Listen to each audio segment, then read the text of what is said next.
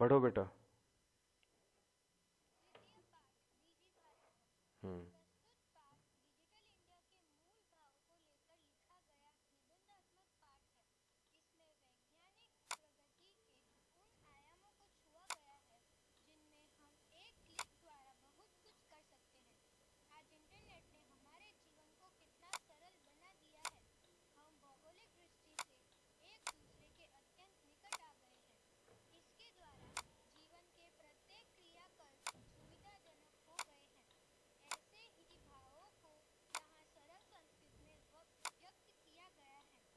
Yes, ये बात।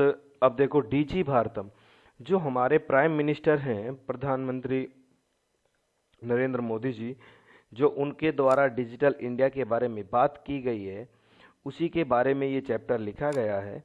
तो निबंधात्मक पाठ है। तो इसमें क्या है कि इसमें जितने भी वैज्ञानिक प्रगति के जो आयाम हैं उनको छुआ गया है, और जिनसे हम एक क्लिक में बहुत कुछ कर सकते हैं।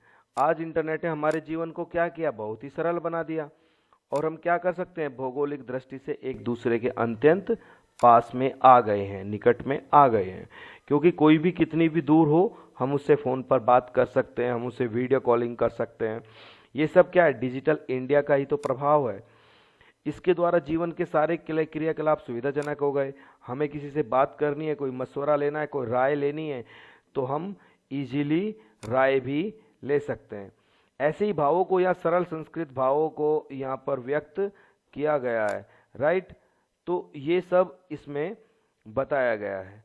और संपूर्ण भारत में आज हम डिजिटल इंडिया के बारे में बात कर रहे हैं। ये आप पढ़ रहे हो सीबीएसई बोर्ड के अकॉर्डिंग एनसीईआरटी पाठ्य पुस्तक संस्कृत रुचिरा से, चैप्टर 3, डिजी भारतम यानी डिजिटल इंडिया।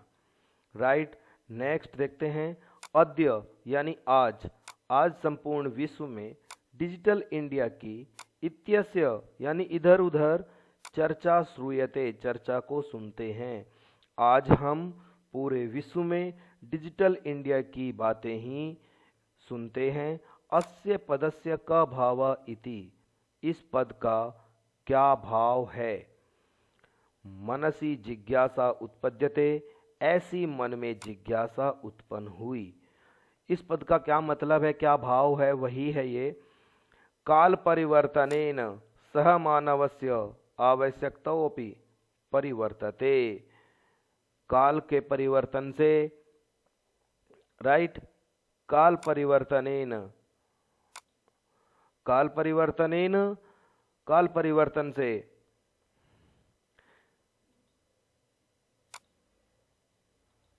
काल परिवर्तन से कहते हैं ना कि काल परिवर्तन सह मानवस्य आवश्यकता अपि परिवर्तते। काल परिवर्तन के साथ में मानव की जो आवश्यकता है वो परिवर्तित होती है। प्राचीन काल में ज्ञान का आदान प्रदान करना मौखिक होता था। पहले प्राचीन काल में पहले क्या होता था, ज्ञान का आदान प्रदान कैसे होता था, मौखिक होता था, यानी ओरल पहले पढ़ाया जाता था, पहले लिखित में कुछ भी नहीं होता था। फिर कह रहे हैं कि विद्या च श्रुति परंपराया गृह्यते स्म, और विद्या को सुनने के द्वारा ग्रहण करते थे। श्रुति परंपरा यानी परंपरा है, सुनने से हम विद्या को ग्रहण करते थे। पहले सुनकर के ग्रहण करते थे, देख कर के भी नहीं ग्रहण करते थे, सिर्फ सुनकर के। दूसरे के पास नॉलेज है, दूसरे के माइंड में ज्ञान जो जानकारी है, उसको हम दूसरे से सुन करके उसको ग्रहण करते थे। अनंतर ताल पत्रों पे, उसके बाद ताल पत्रों पर यानी पेड़ के पत्तों पर क्या होने लगा, और फिर भोजपत्रों पर लेखन कार्य आरंभ हुआ। परिवर्तनेन काले कर्गदस्य लेखनस्य च आविष्कारेण सर्वेषामेव मनोगतानां भावानां कर्गदोपि लेखन प्रारब्धम। कहते हैं कि कुछ परिवर्तन का समय के परिवर्तन होने के बाद कर्गदस्य कागज पर लेखनी लेखन से आविष्कार हुआ। सर्वेषामेव सभी मनोगतानाम मन के भावों को, जो मन में गताना मन में जो चलते हुए भाव हैं उनको उनका क्या हुआ, करगदोपि कागज पर लेखन उनका प्रारंभ हुआ। किसी के मन में कोई विचार चल रहा है तो उसका लेखन क्या हुआ, उसका लेखन प्रारंभ हो गया। टंकणस्य यंत्रस्य, टंकण यंत्र, जो हमारा टंकण यंत्र है अर्थात जो हम लिखते हैं जिससे, वो आविष्कारेण तु, उस आविष्कार से, तो लिखित सामग्री टंकिता सती बहुकालाय सुरक्षित अतिष्ठत। टंकण यंत्रस्य, कि उसके बाद टंकन का कार्य किया, यानी टाइपिंग का टंकण यंत्रस्य, उसके बाद क्या है कि टाइपिंग का कार्य आविष्कार हुआ और लिखित सामग्री टाइपिंग होने लगी। सती बहुकालाय सुरक्षिता अतिष्ठत, जो बहुकालाय यानी बहुत दिनों तक सुरक्षित रख सकते थे। क्या है, टंकण यंत्र से, यानी कंप्यूटर में जो हमारा टंकण है यानी जिस पर हम टाइपिंग करते हैं, उस आविष्कार का आविष्कार हुआ और उस पर हम लिखी हुई जो भी सामग्री है उनको लिख करके बहुत दिनों तक क्या कर सकते हैं, सुरक्षित रख सकते हैं एज इट इज। वैज्ञानिक प्रविधि, वैज्ञानिक प्रविधि और प्रगति यात्रा, उसकी और प्रगति हुई, उसका और डेवलपमेंट हुआ डिजिटल इंडिया में। पुनरपि अग्रे गता, वो आगे गई। आगे जाने के बाद क्या हुआ, अद्य सर्वाणि, अब हम सभी कार्य संगणक नाम के यंत्र यानी कंप्यूटर की सहायता से, साधिता निभवन्ति, हम कंप्यूटर की सहायता से सारे कार्य साध सकते हैं, कर सकते हैं, बना सकते हैं। कैसे, समाचार पत्र भी देख सकते हैं कंप्यूटर पे, पुस्तक भी देख सकते हैं और कंप्यूटर के माध्यम से पठयन्ते, पढ़ भी सकते हैं और लिख भी सकते हैं। करगदो उद्योगो, कागज के उद्योग, वृक्षानाम उपयोगेन, कागज, जो कागज बनाने वाले उद्योग हैं वे वृक्षों के उपयोग से वृक्ष को काटते हैं, काटने लगे और परम संगणकस्य, उनको कंप्यूटर में अधिकाधिक प्रयोग होने से जो वृक्ष काटे जाते थे वे न्यूनता भविष्यति इति विश्वास। अब ऐसा होने लगा कि वृक्षों को नहीं काटा जाएगा क्योंकि डिजिटल इंडिया का कार्य शुरू हो गया है, तो आप डिजिटल इंडिया से ही कार्य कर सकते हैं। न्यूनता भविष्यति इति विश्वास, न्यूनता भविष्यति इति विश्वास, ये न्यून है, ठीक है। अनेन पर्यावरण सुरक्षाया दिशि महान उपकारो भविष्यति, अनेन पर्यावरण सुरक्षा से ये सारे कार्य, सारे महान उपकार्य भविष्यति, यानी सभी सारे महान कार्य उपकार में होंगे। इससे हम क्या होगा कि पनेन अनेन, अब हम सभी पर्यावरण की सुरक्षा से इस बहुत महान कार्य का उपकार करते हैं, क्योंकि डिजिटल इंडिया आने से जो कागज को यूज करते थे पहले लिख करके, वो कार्य बंद होने लगा। अब सब हम डिजिटल इंडिया पर ही लिखने लगे। ये देखो, उसके बाद क्या होगा कि उसके बाद जब हम कंप्यूटर पर लिखना शुरू कर देंगे तो हमें कागज की आवश्यकता नहीं होगी। आगे देखते हैं। अधुना यानी अब आपने वस्तु कार्यार्थम रूप्यकाणाम अनिवार्यता नास्ति, अब हमें आपने यानी बाजार, आपने माने बाजार में वस्तु को कार्यार्थम, वस्तु खरीदने के लिए रुपयों की अनिवार्यता नहीं है, पैसों की अनिवार्यता भी नहीं है। उसके लिए क्या हो गया, debit card and credit card इत्यादि सर्वत्र रूप्यकानाम स्थानम गृहीतवन्तः, एक इधर से उधर पैसों का लेन देन किया जा सकता है और रुपए इधर से उधर ग्रहण किए जा सकते हैं। वित्त कोशस्य यानी बैंक में भी सभी कार्य कंप्यूटर की सहायता से संपादित होते हैं। बहुविध अनुप्रयोग, इसके बहुत ज़्यादा उपयोग हैं। यानी अनुप्रयोग कहते हैं ऐप को, यानी इतने ऐप आ गए हैं, पेटीएम, ठीक है, गूगल पे, फोन पे, इस तरह के सभी पे आ गए हैं। अब IRCTC का भी एक लॉकर होता है, आप ओला यूज करते हैं, ओला का भी ऐप है, उसने भी अपना मनी बैंक बनाया हुआ है। आप जियो यूज करते हैं, जियो का नेट, तो जियो में भी उसने भी अपना नेट बना लिया है। सभी अनुप्रयोग मुद्राहीनाय, इनमें मुद्राहीन से यानी पैसे की जरूरत नहीं है, आप विनिमय कैशलेस ट्रांजैक्शन। कैशलेस ट्रांजैक्शन यानी कैशलेस ट्रांजैक्शन उसको होते हैं जो नगद ना हो, रुपया ना हो, सिर्फ डिजिटल पैसा हो। सहायका संधि, उनकी सहायता से आप यह कार्य बड़ी आसानी से कर सकते हैं। ये आप देख रहे हैं ना, कोई भी चीज़ परचेस कर सकते हैं तो डेबिट कार्ड को स्वैप कर दिया, और स्वैप करने से आप शॉपिंग कहीं पर भी कुछ भी खरीद सकते हैं, पेट्रोल खरीद सकते हैं, खाना खा सकते हैं, सामान खरीद सकते हैं, चाहे ग्रोसरी का सामान हो या फर्नीचर हो या आपका इलेक्ट्रॉनिक प्रोडक्ट हो, आप क्या कर सकते हैं, सभी कैशलेस ट्रांजैक्शन कर सकते हैं।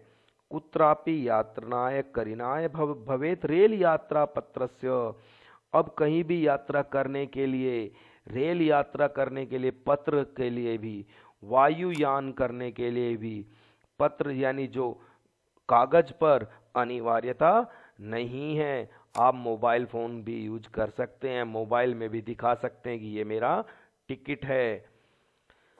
सर्वाणि पत्राणि, अब सभी प्रकार के पत्र, अस्माकं चल दूरभाष यंत्र, यानी चल दूरभाष यंत्र यानी मोबाइल फ़ोन पर, ईमेल पर, इति स्थाने सुरक्षितानि भवन्ति। अब सभी चीज़ें क्या है, मोबाइल फ़ोन पर, ईमेल पर, इन सभी स्थानों पर हम सुरक्षित रख सकते हैं। व्हाट्सएप भी तो करते हैं ना किसी को।